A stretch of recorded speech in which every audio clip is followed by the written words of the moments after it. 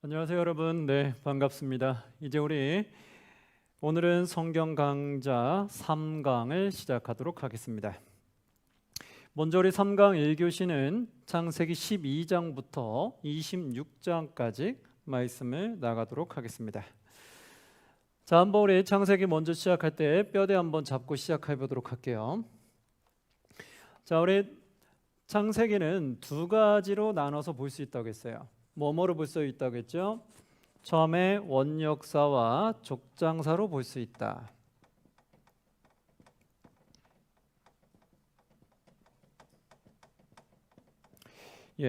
원역사, 족장사로 볼 수 있는데 한번 우리 표로 한번 보면 원역사는 몇 장부터 몇 장까지일까요? 1장부터 몇 장까지일까요? 11장까지. 여러분 지난번에 아마 표시하셨을 거예요. 1장부터 11장까지. 이게 뭐다? 원역사다.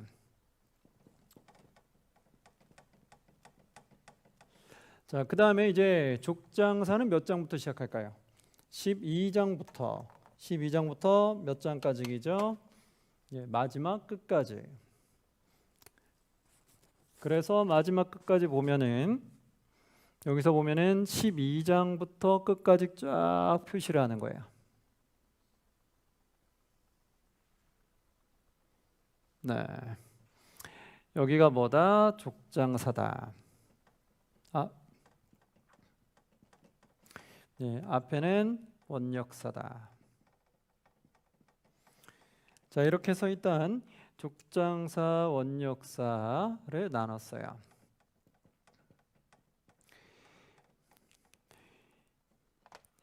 여러분 한번 보시면 이 원역사 중에 우리가 알아야 될 거 세 가지 테마 좀 중요한 게 있다고 했어요. 그 세 가지가 뭔지 기억나시나요? 자, 첫 번째는 한번 원역사 1장부터 12장에 중요한 게 뭐가 있냐면 천지창조. 1장부터 천지창조가 시작된다라는 거. 그리고 나서 중간에 노아가 등장하는데 노아는 몇 장부터 몇 장일까요? 박스 친 걸 보면은 6장부터 9장까지. 여기가 누구 이야기 중심으로 나온다? 노아. 그리고 우리는 하나 좀 더 알 수 있죠. 노아의 앞뒤로 보면은 노아 앞에는 노아가 등장하기 위해서 무엇이 등장할까요? 여기는 5장의 족보가 등장한다라는 거 알 수 있죠. 그래서 결국 노아까지 이어지게 되고, 그리고 나서 이 노아가 끝나면은 또 10장에는 족보가 나오게 돼 있어요. 누가 등장하기 위해서 족보가 나올까요? 10장, 11장 족보가 노아의 족보가 쭉 흘러서 누구까지 갈까요? 여기는 바로 아브라함까지 가죠. 여기의 족보는 누구부터 시작할까요? 아담부터 시작하죠. 그래서 누구로 끝날까요? 노아. 그리고 나서 노아가 6장부터 본격적으로 시작이 돼요. 그리고 여긴 노아 족보가 나오는데 노아부터 시작해서 누구까지 갈까요? 쭉 아브람까지 가죠. 12장부터는 누구부터 본격적으로 시작할까요?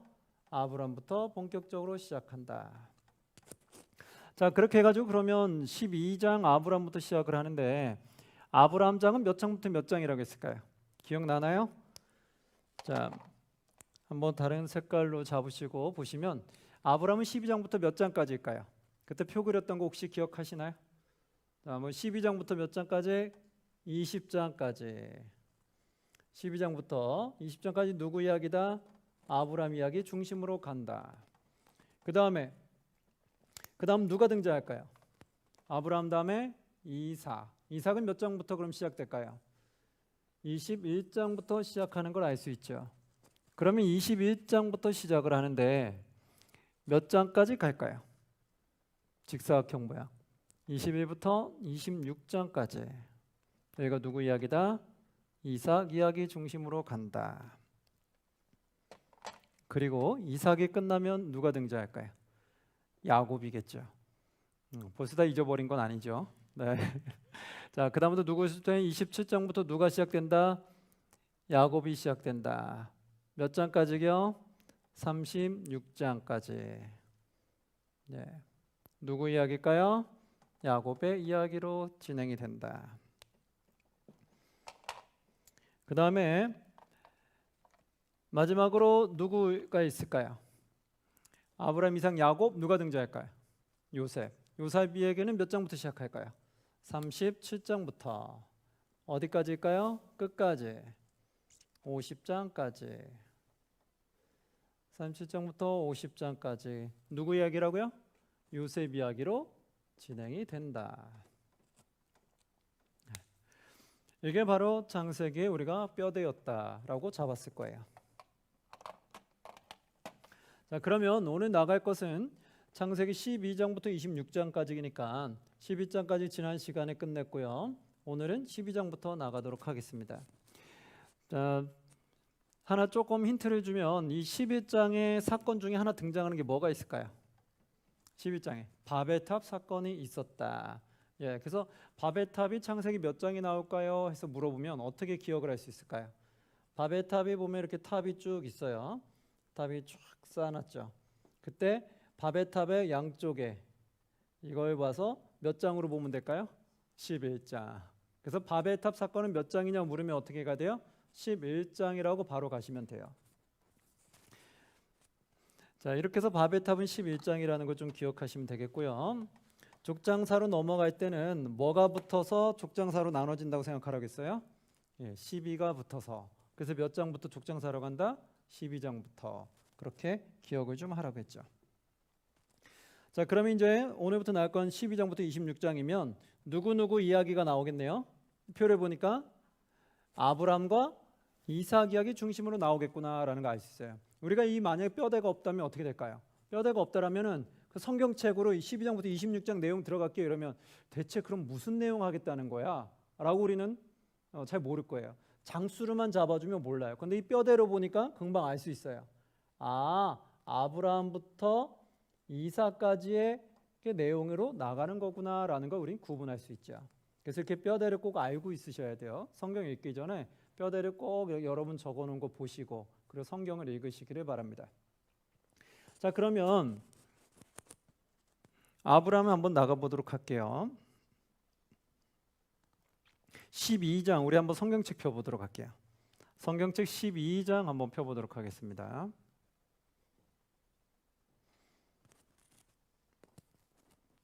성경책 12장. 자, 그럼 아브라함이 이제 어떻게 나오느냐?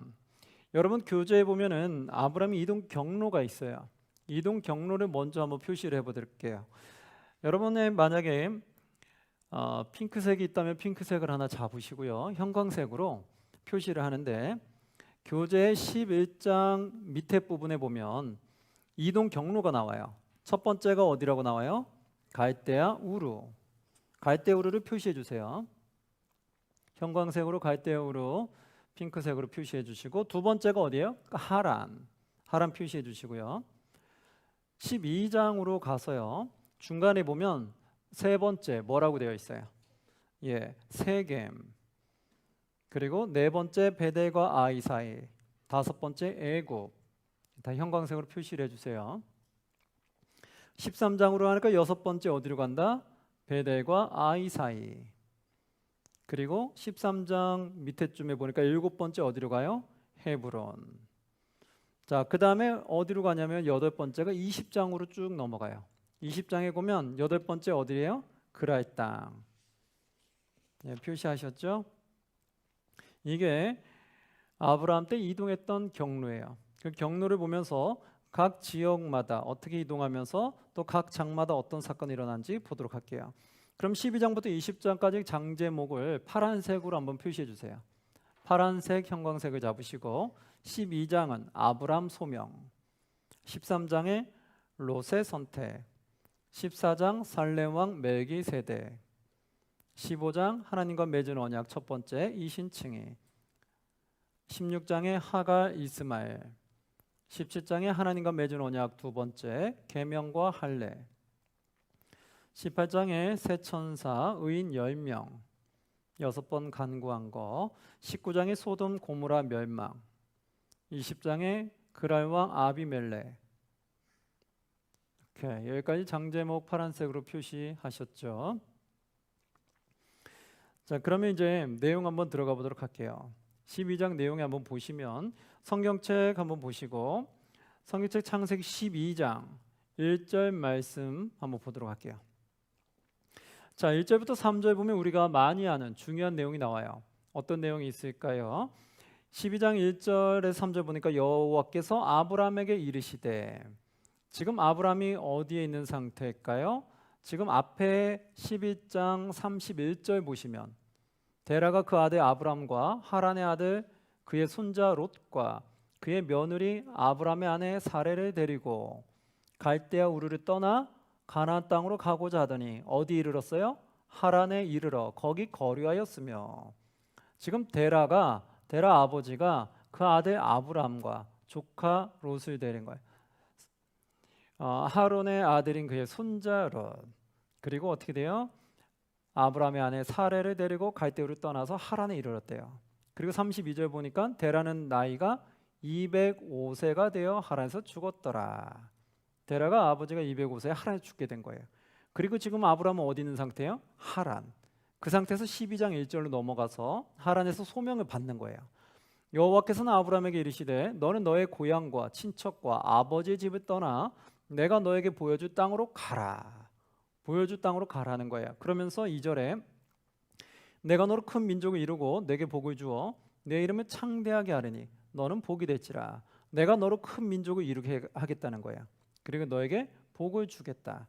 그래서 3절에 너를 축복하는 자에게는 내가 복을 내리고 너를 저주하는 자에게 내가 저주하리니 땅의 모든 족속이 너로 말미암아 복을 얻을 것이라 하신지라. 너가 복의 근원이 되게끔 하겠다라는 거예요.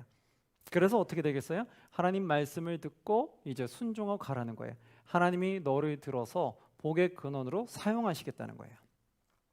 그러자 4절에 보니까 이에 아브람이 여호와의 말씀을 따라갔고 롯도 그와 함께 갔으며 아브람이 하란을 떠날 때에, 아브람이 어디에서 떠나요?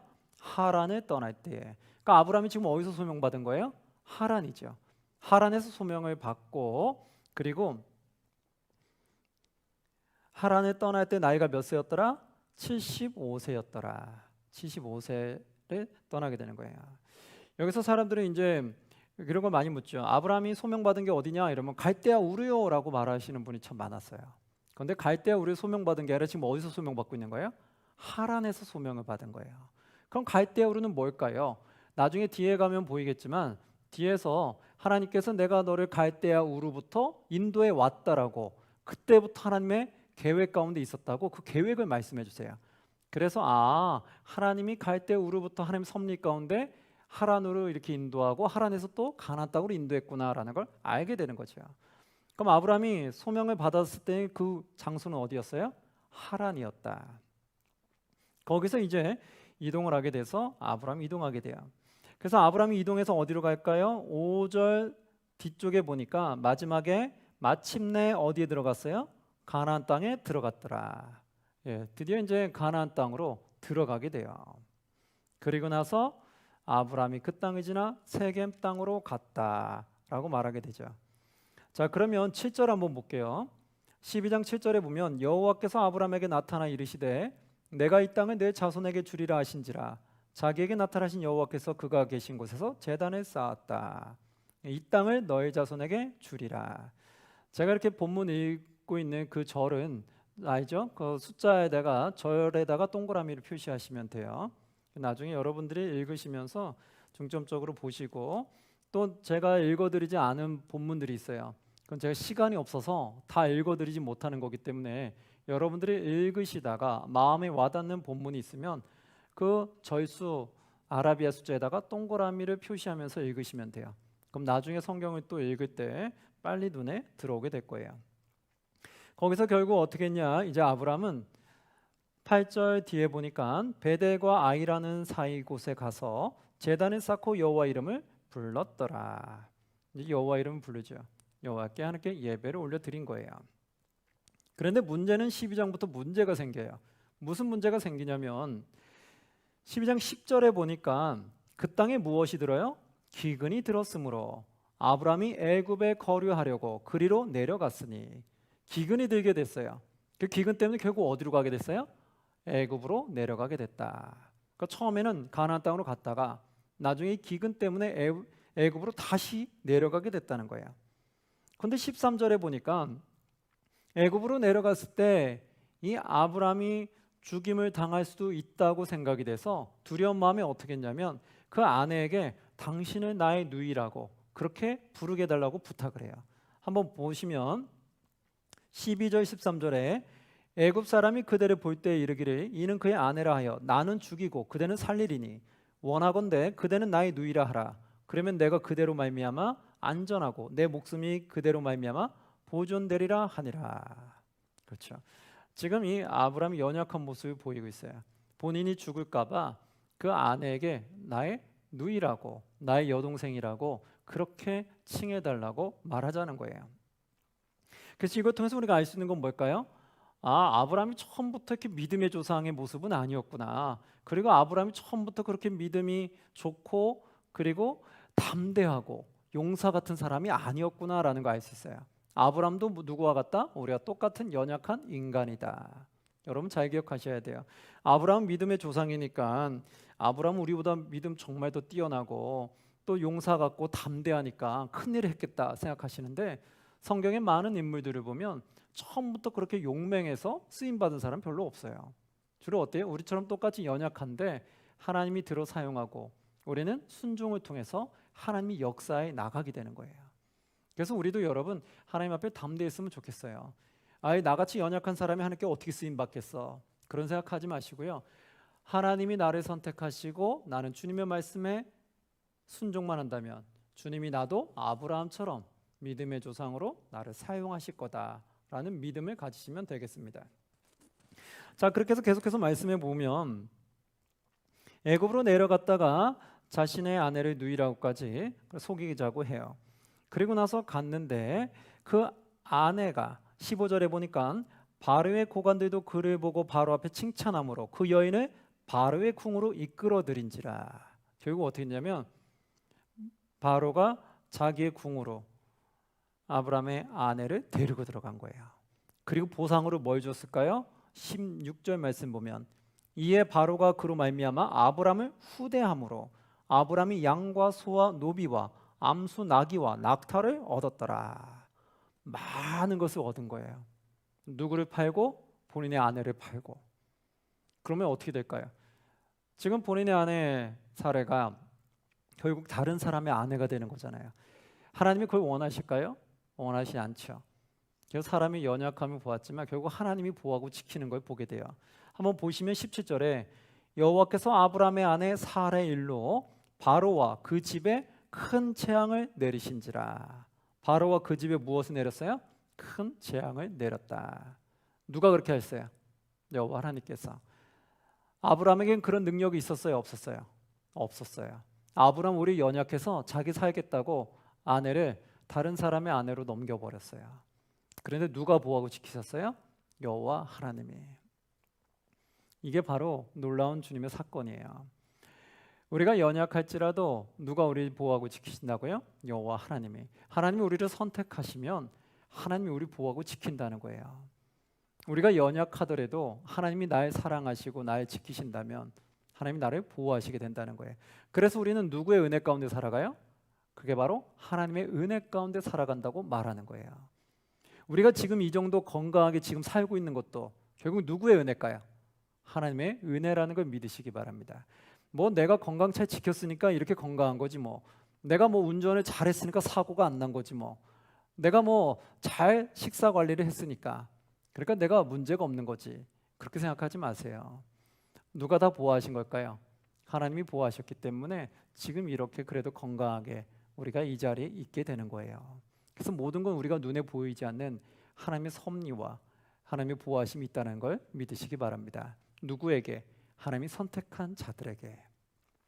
하나님이 아브라함을 선택했기 때문에 결국 아브라함이 연약하지만 그래도 하나님께서 아브라함이 지켜주는 걸 보게 되는 거예요. 그러니까 아브라함이 워낙 의롭고 잘했기 때문에 하나님이 보호하고 지키신 것이 아니라 뭐예요? 인간의 연약함을 다 아시면서도 하나님이 선택하셨고 사용하고자 하기 때문에 결국 아브라함을 지키는 걸 보게 되는 거예요. 우리도 하나님이 우리를 선택하고 그리고 우리가 하나님께서 나를 사용하시겠다고 하면 나의 연약한 모습 가운데도 하나님이 어떻게 하실까요? 나를 보호하고 지키셔서 사용하신다라는 거예요. 그게 주님의 은혜인 거예요. 그럼 우리는 어떻게 해야 될까요? 연약하지만 그래도 하나님 말씀에 순종하려고 계속해서 노력해야 되는 거죠. 아브라함이 나중에서 보시면 알겠지만 하나님의 말씀에 계속해서 순종하려는 모습이 있어요. 여기서도 보면은 결국은 아내로 인해서 다른 재물을 받게 돼요. 그러나 결국 여호와 하나님께서 사례를 다시 건져내끔 만드세요. 애굽에 재앙을 주셔서 사례를 못 건드게 만들어요. 그리고 다시 돌려보내게끔 만들죠. 그래서 보면은 13장에 다시 아내를 돌려 찾게 되고 13장에 다시 이동합니다. 그래서 베델과 아이 사이 처음 제단을 쌓은 곳으로 오게 되죠. 그리고 이렇게 가나안 땅으로 다시 들어오게 되면서 그들은 어떻게 됐냐면 처음 가나안 땅 들어올 때는 많은 재물이 없었어요.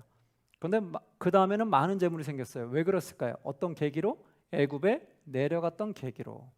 애굽에 내려갔다가 아내를 통해서 결국 재물을 얻게 된 거예요. 그리고 하나님은 그 아내도 건드지 못하게끔 보호하셨고 결국 아내를 통해서 하나님은 재물도 갖게 하시고 그래서 나중에 가나안 땅 다시 들어왔을 때는 아내도 찾고 재물도 많아진 거예요. 얼마나 좋은 거예요. 하나님이 우리를 보호하신다면 그런 일이 일어나게 된다라는 거예요. 근데 문제는 그 다음이에요. 이제 하나님이 재물을 줬는데 재물을 주면 감사함으로 계속 가면 좋은데 재물이 있어도 우환이 따른다는 거예요. 그게 뭐냐?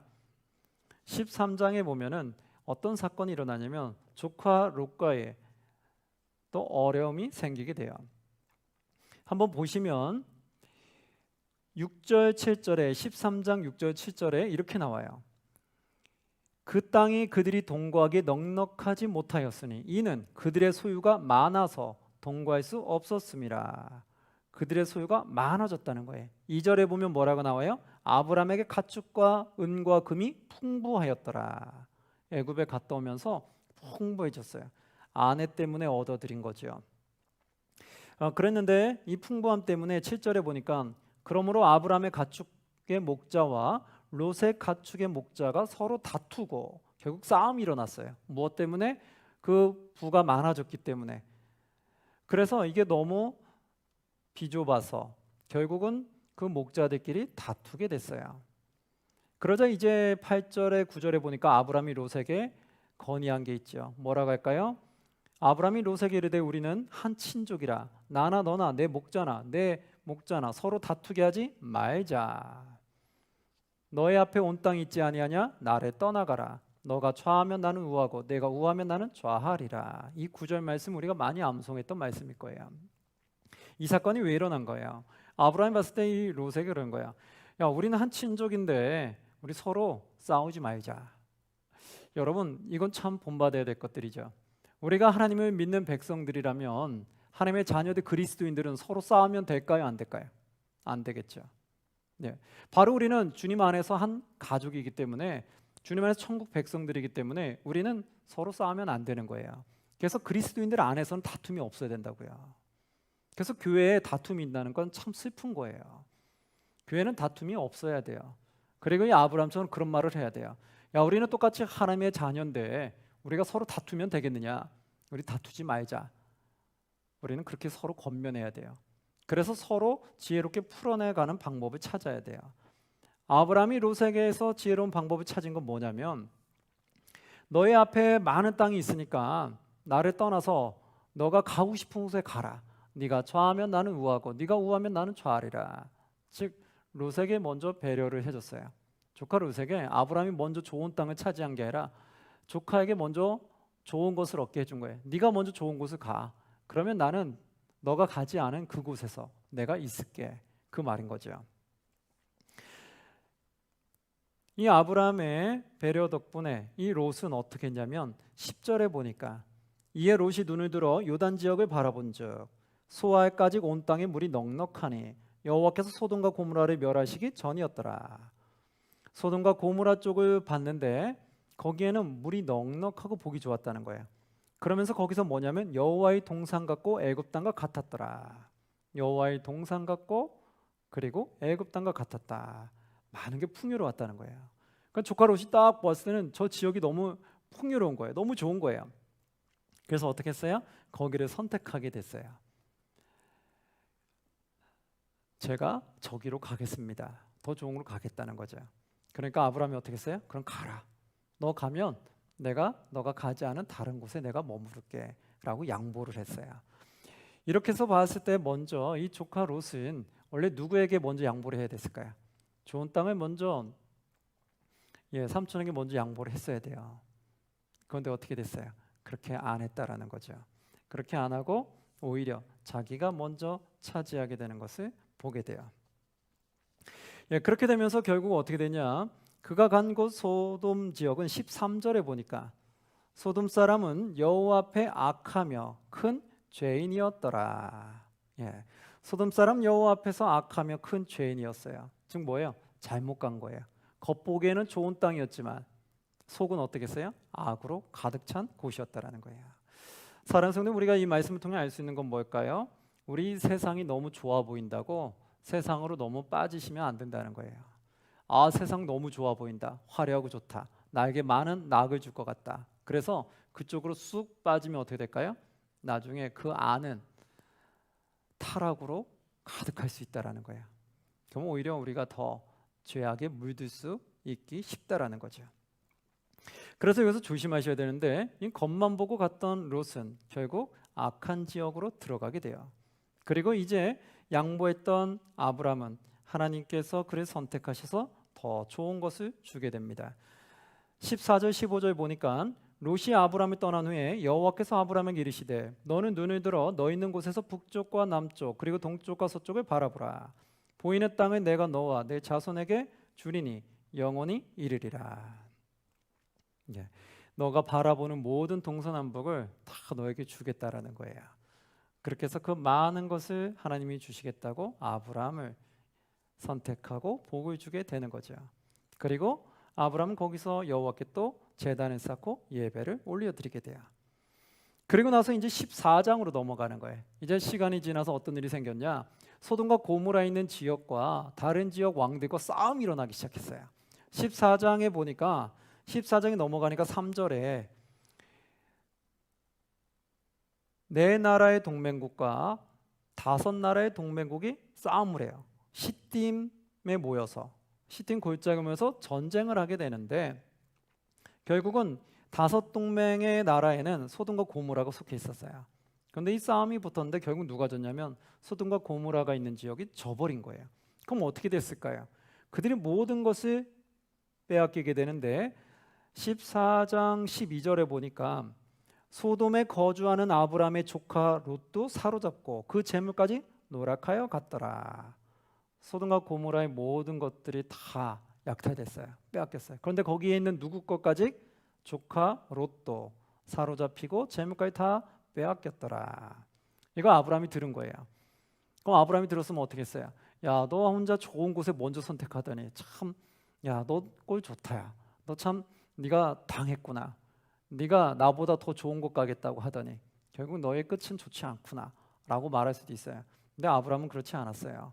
이 조카 롯을 어떻게 했냐면 어떻게든 구해내기 위해서 아브라함은 필사적으로 그를 찾게 돼요. 그래서 그 동맹국들과 함께 전쟁을 하러 가게 됩니다. 13절 보니까 마므레는 에스골의 형제요 또 아넬의 형제라. 이 세 명의 형제들과 또 318명의 용사들을 데리고 가요. 14절 보니까 아브라함이 그의 조카가 사로잡혔음을 듣고 집에서 길리고 훈련된 자 318명을 거느리고 단까지 쫓아갔다. 그래서 어떻게 됐냐? 16절 보니까 모든 빼앗겼던 재물과 자기의 조카 롯과 그의 재물과 또 부녀와 친척을 다 찾아왔더라. 조카 롯도 찾아오고 그의 재물과 또 부녀와 친척들 다 찾아왔다. 결국 아브라함이 조카 롯을 찾아오게 됐죠. 그래서 목숨 걸고 싸운 거예요. 그렇게도 자기가 더 좋은 곳 가겠다고 욕심내고 간 그 조카 롯을 그래도 사랑하는 마음으로 그를 목숨 걸고 싸워서 다 데려오게 된 거죠. 그리고 나서 어떤 일이 생겼느냐?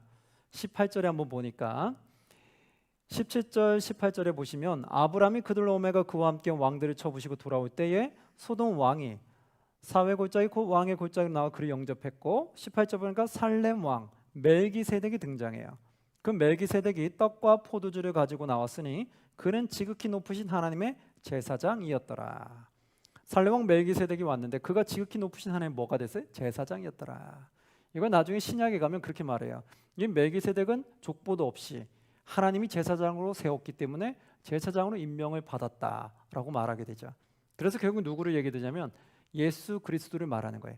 예수 그리스도를 위해 영원한 제사장이 되는데 그것은 하나님이 선택했기 때문에 그게 가능하다라고 이야기를 하면서 이 멜기세덱을 그때 이야기를 들게 돼요. 여기 멜기세덱도 그 앞에 제사장의 족보가 없었어요. 근데 갑자기 그냥 제사장이 돼버린 거예요.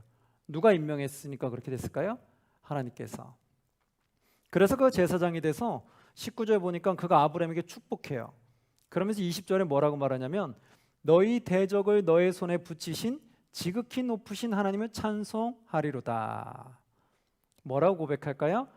너의 대적을 너의 손에 붙이신 분이 누구다? 지극히 높으신 하나님이다 라고 말하는 거예요. 아브라함이 전쟁에 가서 열심히 싸웠어요. 승리하고 돌아왔어요. 우리는 보통 그럴 거예요. 야, 내가 싸움을 잘해서, 내가 전략을 잘 세워서 내가 승리했다 라고 말할 수 있어요. 근데 결국은 누가 하신 거라고요? 하나님께서 하신 거다. 그거를 멜기세덱이 말하게 되는 거예요. 여러분, 우리가 하면 어떻게 될까요? 우리가 이 땅을 살아가면서 일이 잘 풀렸다, 잘 된다. 그러면 내가 능력이 뛰어나서 그런 걸까요? 아니면 하나님이 날 보호하고 지키시고 도우셨기 때문에 그렇게 됐을까요? 바로 하나님이 날 보호하고 지키셨기 때문에 그렇게 됐다라는 거예요. 그걸 꼭 기억했으면 좋겠어요. 여기서도 만약에 아브라함이 승리하고선 그게 무슨 소리입니까? 내가 목숨 걸고 싸워서 이긴 거지 무슨 여호와 하나님 날 도우셨습니까? 만약 이렇게 말한다면 그러면 그 다음부터 아브라함을 향한 하나님의 능력, 하나님의 도우심은 이제 끊겨졌을 거예요. 그리고 아브라함은 계속해서 하락해져 가는 모습을 보이겠죠. 근데 여기서 아브라함은 어떻게 했냐면 본인도 그걸 맞다고 인정을 해요. 그러면서 20절 후반절에 보니까 아브라함이 그 얻은 것에서 10분의 1을 멜기세덱에게 주었더라. 너를 승리케 하신 분은 여호와 하나님이야 라고 이 제사장이 말하니까 아브라함이 그걸 받아들인 거예요. 그리고 그것을 맞다 생각해서 그 고백이 뭐냐면 내가 취한 것 중에 10분의 1을 드렸다라는 거예요. 그걸 바로 멜기세덱에게 주었다. 이렇게 했던 이유가 벌써 이때가 제일 처음 11조를 행한 것이 나온 게 제일 처음 나온 곳이에요. 아브라함이 먼저 하나님께 이 모든 것이 주님이 하셨다는 걸 고백하기 위해서 10분의 1을 드렸던 그 12조 사건이 제일 먼저 나오게 돼요. 그래서 뒤에서 가면은 10분의 1의 그런 제도가 생기지만 제도가 생기기 전부터 마음의 성령의 감동을 받아서 벌써 그때부터 하나님께 드리기 시작했다는 거죠. 그게 바로 이 모든 것은 다 주님 것입니다라고 인정하는 거예요. 우리가 주님께 11조 드리는 거 그건 다 무슨 뜻이라고요? 그 안에 뭐가 포함되어 있어요? 지금 나에게 주시는 모든 것이 누구의 것이라는 걸 고백하는 거예요? 바로 여호와 하나님의 것입니다 라는 걸 고백하는 거예요. 그게 바로 11조라는 거예요. 아브라함이 11조를 드렸어요. 그리고 나서 22절에 보니까 아브라함이 소돔 왕에게 이르되 천지의 주제이시오 지극히 높으신 하나님 여호와께 내가 손을 들어 맹세하오니. 이제는 아브라함도 똑같이 천지의 주제시오 지극히 높으신 여호와 하나님이다 라고 고백하는 것을 보게 됩니다. 사랑하는 성도님, 우리에게도 그것이 꼭 필요합니다. 우리에게도 뭐예요? 우리는 내가 돈을 잘 벌고 또 좋은 대학에 가고 좋은 곳에 취업하고 좋은 곳에 내가서 일하게 되면 우리는 내 능력이 뛰어내서 그런 줄 알아요. 그래서 그렇게 착각 가운데 살 때가 많이 있어요. 그러다 보니까 자꾸 나를 자랑하게 되고 그리고 자꾸 나를 높이려고 할 때가 많아요. 그런데 그렇게 하면 어떻게 될까요? 그거는 잘못된 거라는 거죠. 원래 우리에게 능력을 주시는 분도 누구예요? 하나님이고, 지혜를 주시는 분도 누구예요? 하나님이고, 은사를 주는 분도 누구예요? 하나님이다. 그래서 나는 그냥 껍데기에 불과한데 하나님에게 나에게 능력 주신 거, 나에게 모든 것들은 주님이 주신 거라는 거예요. 그래서 이 모든 것이 원래는 다 주님 거다라는 걸 고백할 수 있어야 되는 거예요. 그리고 나서 한번 15장을 보도록 할게요.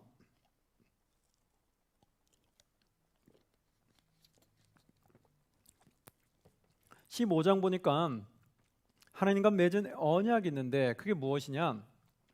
1절에 보니까 이후에 여호와의 말씀이 환상 중에 아브라함이 임하여 이르시되 아브라함아 두려워하지 말라 나는 너의 방패요 너의 지극히 큰 상급이니라.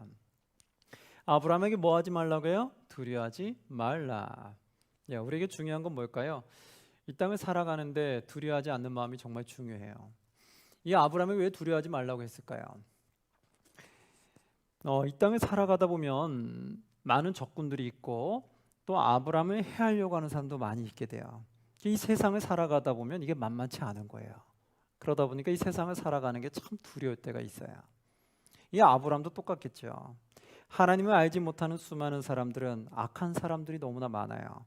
그런데 그러한 가운데 이 아브라함의 가족을 지키기 위해서는 누가 도와주셔야 됐을까요? 하나님이 도와주셔야 되는 거야. 네가 이런 이방 나라에 있는 데 있어서 두려워하지 말라. 네가 아는 사람이 없어도, 그리고 너는 지금 고향을 떠나온 거잖아요. 그럼 고향을 떠났으니까 이방 지역에서, 이방 땅에서 자기 가족밖에 없는 거예요. 그러니 이게 얼마나 외롭고 또 두렵고, 또 주변에 다른 나라가 우리를 언제든지 공격할 수 있잖아요. 그러면 언제든지 죽음을 당할 수 있고 멸망될 수 있는 거잖아요. 그러니까 그 두려움 속에 이방 땅에 있는 거예요. 그러니까 여호와 하나님이 두려워하지 말라고 말하는 거예요. 그리고 나는 너의 방패요 너의 지극히 큰 상급이니라. 내가 너의 방패니까 내가 너를 지켜주겠노라. 사랑하는 성도님, 우리가 이 땅의 세상을 살아가는데 그리스도인으로서 살아가는 게 말처럼 쉽지 않아요. 그리스도 살아가는 게 되게 힘들 때가 있어요. 그리고 이 땅에 하나님이 믿지 않는 그 악한 세력들과 우리가 그 안에서 신앙을 지켜나가는 게 참 쉽지 않을 때가 있다고요. 그럼 그때 어떻게 해야 돼요? 두려워하는 마음을 가져야 될까요? 아니라는 거예요. 무슨 마음을 가져야 된다? 담대한 마음을 가져야 된다. 누가 우리를 지켜주시기 때문에? 여호와께서 나를 지켜주실 것을 믿기 때문에 그 믿음으로 담대하게 사셔야 된다는 거예요. 그리고 하나님이 우리를 보호하실 것을 믿고 나아가야 되는 거예요. 아브라함도 이걸 믿지 않았으면 어떻게 될까요? 계속 두려워했겠죠. 근데 믿었으니까 어떻게 됐을까요? 담대함으로 나가게 돼요. 그래서 나중에 어떻게 되냐면 4절 5절에 이러한 축복을 받게 돼요. 한번 4절 5절 말씀 보시면 여호와의 말씀이 그에게 임하여 이르되 그 사람이 너의 상속자가 아니라 너의 몸에서 날 자가 너의 상속자가 되리라. 그를 이끌고 밖으로 나가 이르시되 하늘을 우러러 목별을 셀 수 있나 보라. 또 그에게 이르시되 너의 자손이 이와 같으리라. 너에게 나중에 너의 몸에서 너의 자손이 생기게 될 건데 그 자손을 통해서 하늘의 별처럼 셀 수 없을 만큼 많게 너희를 번성케 하겠다는 거예요. 그런데 이것을 아브라함이 어떻게 했느냐? 믿었다는 거예요. 6절에 보니까 아브라함이 여호와를 믿으니 여호와께서 이를 그의 의로 여기시고 또 그에게 이르시되 나는 이 땅을 너에게 주어 소유를 삼게 하려고 너를 갈대아인의 우르에서 이끌어낸 여호와이니라. 여기서 드디어 말하는 거예요. 아브라함이 나의 자손을 번성케 한다는 걸 믿으니까 믿음으로 말미암아 여호와께서 그를 의롭게 여겼어요. 이걸 바로 이신칭이라고 해요. 믿음으로 말미암아 의인으로 칭함을 받는 거예요. 그리고 나서 여호와께서 말씀하는 거죠. 너를 이 땅으로 데려온 것은 내가 너를 갈대아인의 우르에서부터 너를 이끌어냈다.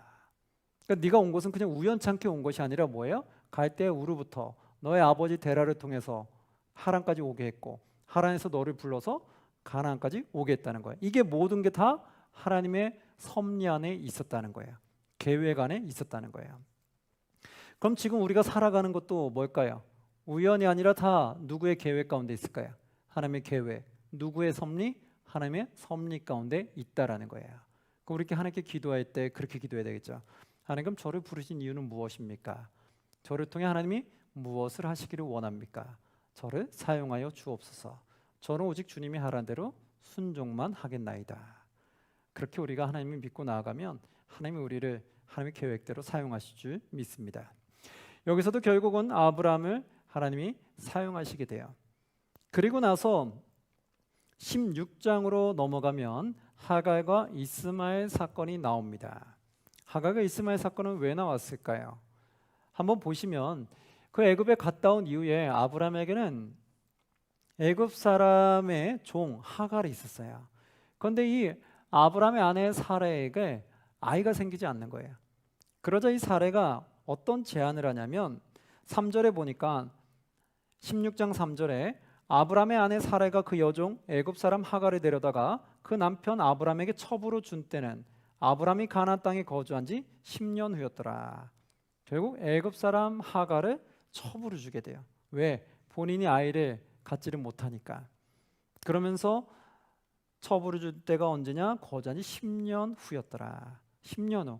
그러면 하란에서 소명받고 가나안 땅 온 게 하란 출발한 게 몇 세였을까요? 75세였죠. 10년 후면은 몇 세일까요? 85세라는 걸 알게 돼요. 그래서 10년 동안 아이가 계속 없게 되자 결국은 이 종 애굽 사람 하갈을 통해서 자녀를 낳게 됐던 거죠. 그게 누굴까요? 바로 이스마엘이었죠. 이스마엘이 나중에 태어나게 돼요. 그리고 나서 16절에 보니까 하갈이 아브라함에게 이스마엘을 낳았을 때 아브라함이 몇 세였더라? 86세였더라. 예, 분명히 10년 뒤 85세에 하갈을 첩으로 갖게 됐고 1년 뒤에 아이를 낳게 됐죠. 그게 바로 86세라고 성경은 기록되어 있습니다. 자, 한번 17장으로 계속해서 넘어갈게요. 17장이면 이제 조금 빠르게 가도록 하겠습니다. 17장에는 하나님과 맺은 언약이 있어요. 내가 너와 언약 맺을 건데 뭐 하라겠냐? 할례를 하라고 했어요. 그리고 이름을 계명을 해줬어요. 그게 뭐냐? 17장 5절에 이제 후로는 너의 이름을 아브람이라 하지 아니하고 아브라함이라 하리니 이는 내가 너를 여러 민족의 아버지가 되게 함이다. 여러 민족의 아버지가 되게 하기 위해서 어떻게 했다? 아브라함으로 이름을 바꿔줍니다. 그리고 나서 사라에게도 바꿔주는데 15절에 보니까 하나님이 또 아브라함에게 이르시되 너의 아내 사레는 이름을 사라라 하지 말고 사라라 하라. 사레가 아니라 사라라고 하라고 하죠. 그 이유는 16절에 내가 그에게 복을 주어 그가 너에게 아들을 낳아 주며 내가 그에게 복을 주어 그를 여러 민족의 어머니가 되게 하리라. 이렇게 얘기했어요. 그리고 나서 결국 10절에는 뭐냐면 아브라함을 계명하고 할례를 받게 해요. 10절에. 그리고 17절에 보니까 사라로 이름을 바꿔주고 여러 민족의 어머니가 된다고 하죠. 그리고 아들을 낳게 준다고 했어요. 그런데 이것을 아브라함과 사라가 네 하고 믿었을까요? 어떻게 했을까요? 또 인간의 연약함이 나오죠. 17절 뭐라고 돼 있어요? 아브라함이 엎드려 웃으며 마음속으로 이르되 100세 된 사람이 어찌 자식을 낳을까? 사라는 90세니 어찌 출산하리요 하고. 네, 그렇죠. 우리가 훗날 믿음의 조상이 된 아브라함도 지금의 모습은 뭐예요? 내가 지금 100세가 다 됐는데 내가 100세고 내 아내가 이제 90세인데 어떻게 우리에게 아이가 생기겠나이까? 그러면서 어떻게 했어요? 웃었다라는 거예요. 바로 이런 거라는 거죠. 아브라함도 어떻게 했어요? 이렇게 믿음이 연약했을 때가 있었다라는 거예요. 여러분, 그래서 우리가 알아야 될 것이 우리가 지금 믿음이 연약하다고 해서 앞으로 훗날도 그럴 거라고 생각하지 마세요. 지금 내가 믿음이 연약하다고 걱정하시는 분들 너무 걱정하지 마세요. 어떻게 하면 될까요? 그냥 하나님께 맡기시면 돼요. 맡기고 지금부터라도 순종하고 가겠나이다 라고 가시면 하나님이 나를 어떻게 또 바꿔서 사용할지 아무도 모르는 거예요. 여기서 아브라함도 이렇게 속으로 웃었잖아요. 그러나 결국 어떻게 되겠어요? 하나님이 역사하시는 것을 경험하게 돼요. 그러면서 아브라함은 믿음이 더 성장하게 되지요. 그러면서 18장으로 넘어가면 이제 아브라함에게 새 천사가 나타납니다. 그러면서 새 천사가 만나서 그들에게 말을 해줘요. 너에게 내년에는 이제 아이가 생길 거다라고 정말 얘기를 해요. 한번 보면 18장의 10절에 보니까 그가 이르되 내년 이맘때에 내가 반드시 너에게로 돌아오리니 너의 아내 사라에게 아들이 있으리라 하시니 내년 이맘때에 사라에게 아들이 있으리라는 거예요. 그리고 사라가 그 뒤 장만문에서 들었더라. 티스 들었어요. 그럼 어떻게 감사해야 되잖아요. 근데 어떤 말을 하게 될까요? 11절 12절에 보니까 아브람과 사라는 나이가 많아 늙었고 사라에게는 여성의 생리가 끊어졌는지라. 그래서 결국 어떻게 됐냐? 12절에 사라가 속으로 웃고 이르되 내가 노쇠하였고 내 주인도 늙었으니 내게 무슨 즐거움이 있으리요. 나에게 무슨 즐거움이 있겠느냐. 즉 뭐예요? 또 안 믿게 되는 거예요. 이들이 이랬다니까요. 처음부터 그렇게 믿음이 좋았던 사람들이 아니었던 거예요. 그러자 13절에 뜨끔합니다. 여호와께서 아브라함에게 이르시되 사라가 왜 웃으며 이르기를 내가 늙었거늘 어떻게 아들을 낳으리요 하느냐. 속마음을 다 읽고 있는 거예요. 여러분, 하나님께서 우리 속마음을 읽고 있다면 얼마나 놀랄까요? 그래서 우리가 조심해야 될 게 있어요. 내 속으로 하나님께 죄 짓는 행동을 안 하시기를 바랍니다. 내가 겉으로는 죄 짓는 행동 안 하니까 괜찮겠지 하죠. 그러나 내가 속으로 죄를 짓고 있으면 다 누가 보고 있을까요? 하나님이 보고 계시다. 그래서 우리가 속으로 죄를 짓는 것까지 하나님 다 보고 계세요. 그래서 우리가 속으로 짓는 죄도 어떻게 해요? 다 회개하셔야 돼요. 겉으로만 선하게 보인다고 해서 다가 아니라고 해요. 내 속도 선해야 돼요. 내 속마음도 깨끗해야 될 줄 믿습니다.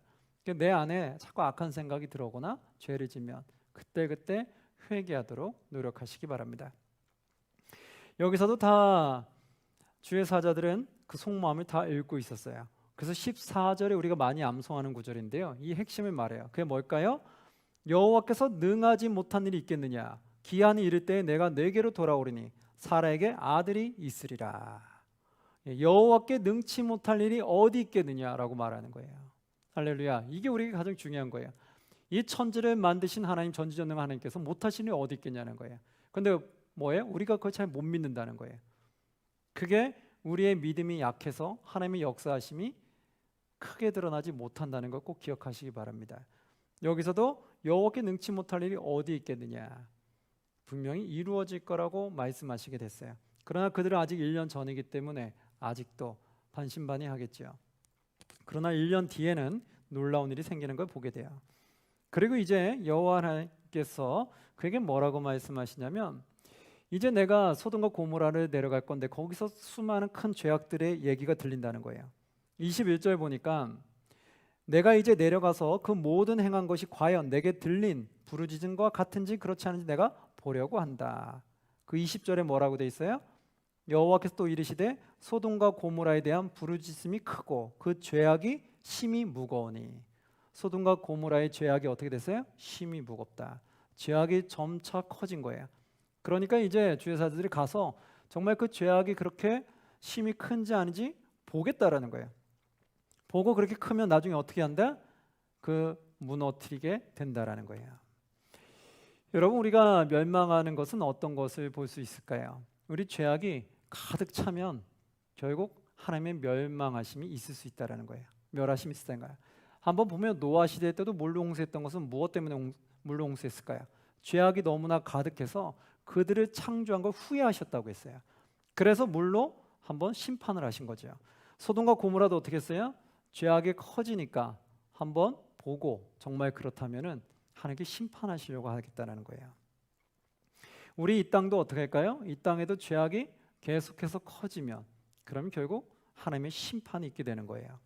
그래서 우리는 하나님 앞에 잘 서기 위해서, 바로 서기 위해서 우리는 열심히 노력해야 될 필요가 있어요. 그렇지 않으면 우리 죄악이 크면 결국 무엇이 나오게 된다? 결국은 하나님의 심판이 따르게 된다. 그래서 결국은 소돔과 고모라로 가게 되죠. 그리고 아브라함은 사정을 합니다. 의인 10명만 있어도 살려줄 수 있느냐고. 50명부터 시작해서 10명까지 내려가죠. 그래서 하나님은 그렇게 하신다고 했어요. 그런데 막상 가니까 어떻게 됐어요? 10명도 없었죠. 그래서 결국 19장에 가니까 롯과 롯의 아내와 그 두 딸만 그들을 구원해 주게 되죠. 그리고 나머지는 다 불로 심판하게 되는 것을 보게 돼요. 그런데 여기서도 보면 무엇이냐면